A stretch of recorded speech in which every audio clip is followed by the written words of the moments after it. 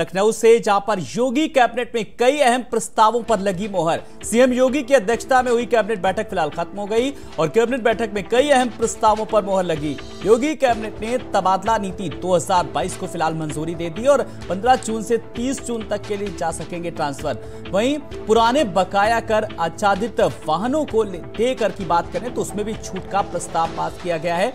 देकर में 100% छूट देने का प्रस्ताव जो है वो पास हुआ। काफी लंबित ये प्रस्ताव था। इतना ही नहीं, एक मुश्त शास्त्रीय समाधान योजना 2022 का प्रस्ताव भी पास हुआ है। वहीं बातखंडे विश्वविद्यालय के कर्मियों को लेकर भी प्रस्ताव पास हुआ है और कर्मियों के सेवानिवृत्ति देवता के संबंध में भी प्रस्ताव पास हुआ है। तो यूपी विधानमंडल के वर्तमान सत्र के सत्रावसान में संबंधित प्रस्ताव पास हुआ।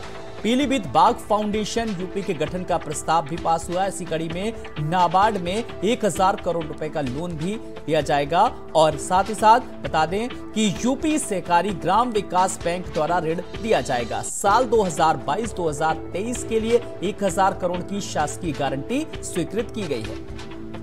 तो योगी कैबिनेट के ये अहम बड़े फैसले हैं जो हम अपने दर्शकों को लगातार ग्राफिक्स के जरिए बता रहे हैं, जिसमें आपको बताते चलें कि बेसिक शिक्षा विभाग के प्रस्ताव पर भी मोहर लगी है। और इसी कड़ी में योगी कैबिनेट के बड़े फैसलों में स्टाम्प पंजीयन विभाग के प्रस्ताव पर भी मोहर का प्रस्ताव शामिल है।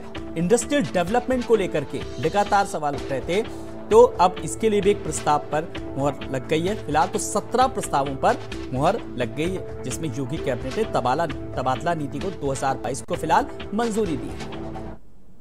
कोई भी व्यक्ति बुजुर्ग परिवार का मुखिया अगर अपने जीते जी अपने प्रॉपर्टी को अपने बच्चों में देता है तो उसको क्रय विक्रय के तर्ज पर पूरा स्टाम्प देना पड़ता है।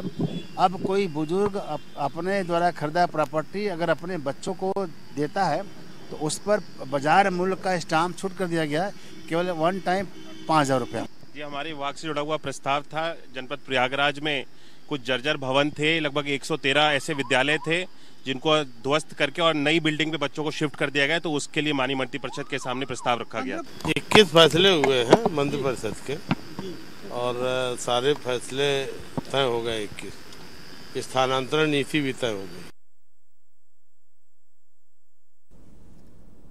कुछ और खबर